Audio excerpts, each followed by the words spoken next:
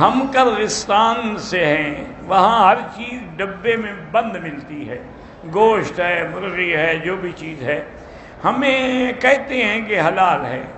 بہرحال آپ یہ معاملہ جو ہے نا وہ اللہ کے سپرد ہے، بلا وجہ شک بھی نہ کریں، زیادہ سے زیادہ ان سے تحقیق کر لیں کہ بھی ان کو ذبح کون کرتا ہے۔ اگر مسلمان ذبح کرتے ہیں تو ٹھیک ہے، کوئی بات نہیں۔ والدہ بھی ہمارے اللہ شفا عطا فرمائے، اور جن بہن بھائیوں میں جھگڑے ہیں اللہم الف بین قلوبہم، اللہ ان کو اتفاق عطا فرمائے۔ کہتے جی کہ یہ دور جو ہے اتفاق کا ہے کہ آدمی اتفاق کی دعوت دے۔ آپ کہتے ہیں بریلوی مسجد کو چندہ نہ دے، مدرسے کو چندہ نہ دے، تو آپ تو تفریق کر رہے ہیں۔ تو اگر یعنی نعوذ باللہ کوئی کافر گرجا بنا رہا اس کو بھی ہم چندہ دیں، تو جہاں شرک ہوگا، بدعت ہوگی، ہم کہیں گے بالکل نہ دیں۔ یہ کیا تفرقہ ہے؟ ان سے کہیں نا، وہ کیوں نہیں توحید پہ چلتے؟ میرے شوہر نے دوسری شادی کر لی ہے، اب 2 سال سے میں اپنے گھر میں ہوں، وہ مجھے نہ لے جاتے ہیں نہ میری طرف آتے ہیں۔ تو اس کا علاج یہی ہے کہ 2 رکعت پڑھ کے دعا کریں کہ اللہ ان کے اور آپ کے درمیان میں اتفاق اتحاد پیدا کرے، اور اگر کوئی حل نہ ہو تو پھر آپ کو خلع لینے کا حق ہے۔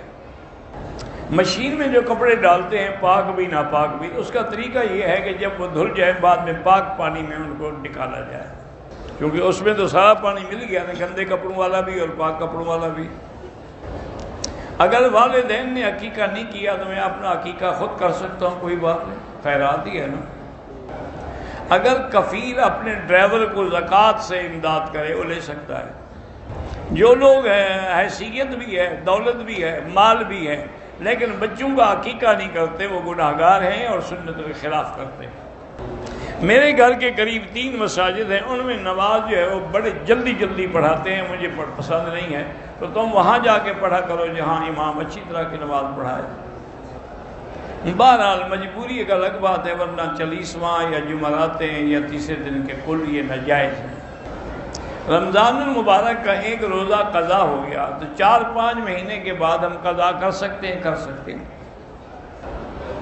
میرا خرچہ نہیں دیتا میرا شوہر، طلاق بھی نہیں دیتے، 2 رکعت نماز پڑھ کے ایک تسبیح یا لطیف ہو یا ودود کی پڑھ کے دعا کریں۔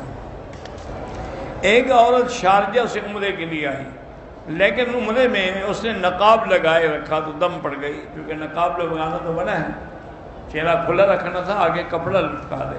جیسے بی بی عائشہ فرماتی ہیں کہ ہمارے چہرے کھلے ہوتے تھے، لیکن جب دیکھتے ہم کہ لوگ قریب آ رہے ہیں تو سدلنا علی وجوہنا، ہم آگے کپڑا ڈال دیں، جب وہ لوگ چلے جاتے ہم پھر اٹھا دیتے۔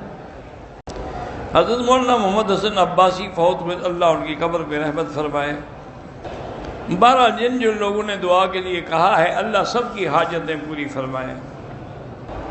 بہرحال اللہ نے جو وصیت کے احکام فرمائے ہیں، لڑکوں کا بھی، لڑکیوں کا بھی، بیوی کا بھی حصہ اس کے مطابق کرنا چاہیے۔ ماں حیات ہے، ماں حیات میں وہ نہ دے، اس کی مرضی، مرنے کے بعد پھر اس کی وراثت تقسیم ہوگی۔ بیٹے کسی کو محروم نہ کریں، کوئی کسی کو نہیں، جو اللہ کے قرآن کا فیصلہ ہے اس پہ عمل کریں۔ بلکہ جس ملک میں آپ جس علاقے میں شہر میں رہتے ہیں وہاں مدرسے میں جا کر کسی مفتی سے وراثت لکھوا کر اس کے حصے بنوا لیں۔ سورۃ السجدہ، سورۃ الملک اور سورۃ واقعہ سونے سے پہلے پڑھنا ضروری ہے، ضروری نہیں ہے لیکن بہت بڑی فضیلت ہے، پڑھا کرو، حضور پڑھتے تھے ہمیشہ۔ کہتے جی کہ آپ حفیظ عرصے سے بتاب میں درس دیتے تھے، اس وقت سے میں جانتا ہوں۔ بہرحال جو وقت گزر گیا وہ اچھا ہے آنے والے وقت سے، کیونکہ آنے والے وقت میں اور زیادہ فتنے پیدا ہوں گے۔ ایک حاجی نے طواف کیا، اس نے استلام نہیں، جب شروع کیا تو استلام کیا کہ نہیں کیا؟ اگر شروع میں اس نے استلام نہیں کیا طواف ہی نہیں ہوا، اگر شروع میں کر لیا باقی چکروں میں نہیں کیا تو کوئی بات نہیں۔ اگر وہ واقعی بیمار تھے مدینے سے واپس آنے پر اور انہوں نے عمرہ نہیں کیا تو ان پہ کوئی جرمانہ نہیں۔ میں اپنی بیوی کو اگر کوئی بات کہتا ہوں تو ضد کرتی ہے میرے حکم پر نہیں چلتی، تو آپ اس کے حکم پر چلا کریں، کوئی مسئلہ نہیں، مسئلہ تو حل ہو جائے گا نا۔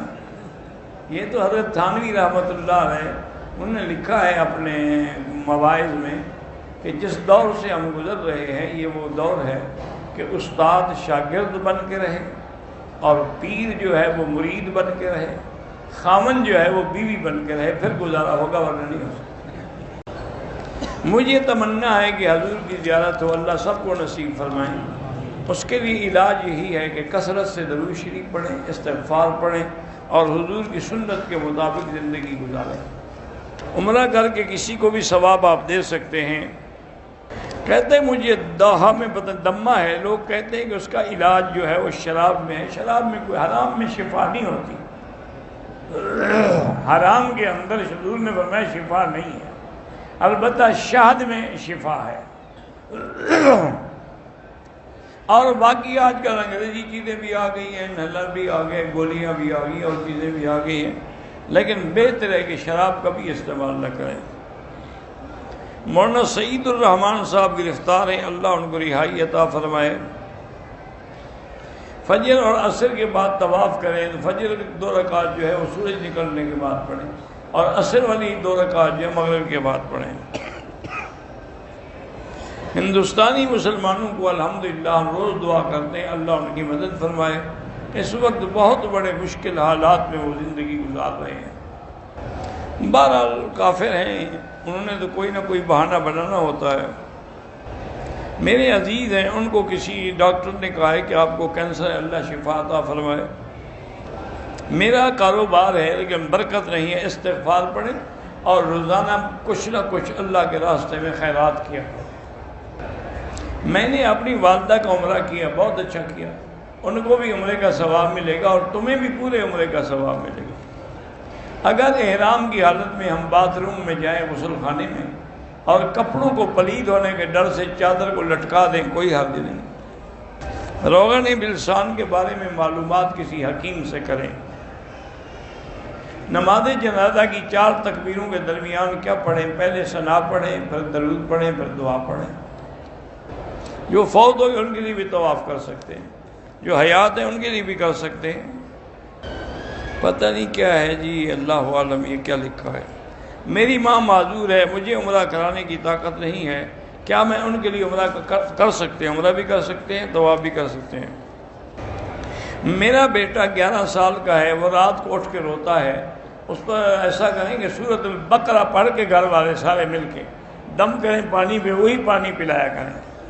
استخارہ کی دعا ہے، 2 رکعت پڑھو اسی نیت سے، پھر دعا استخارہ کی چھوٹی کاپی کتاب جا کے لے لو، اس میں چھپا ہوا ہوتا ہے، لکھا ہوتا ہے اللہ انی استخیرک بعلمک۔ بیارے کا پانی چھوٹی بڑی نہر میں جو ڈالتے ہیں وہ کوئی نہیں، بہتا ہوا پانی اس کو بہا لے جاتا ہے، بہتا ہوا پانی پلید نہیں ہوتا۔ کہتے جی کہ ہم بریلویوں کو لے آتے ہیں کہ آپ کا بیان سنیں، لیکن آپ سخت باتیں کہتے ہیں تو بھاگ جاتے ہیں۔ اب یہ اللہ کے ہاتھ میں ہے، سخت بات کرنی پڑتی ہے، چونکہ جب زخم زیادہ خراب ہو تو ڈاکٹر اس کا آپریشن کرتے ہیں، جب تک آپریشن کر کے اندر کا گند نہ نکلے وہ ٹھیک نہیں ہوگا۔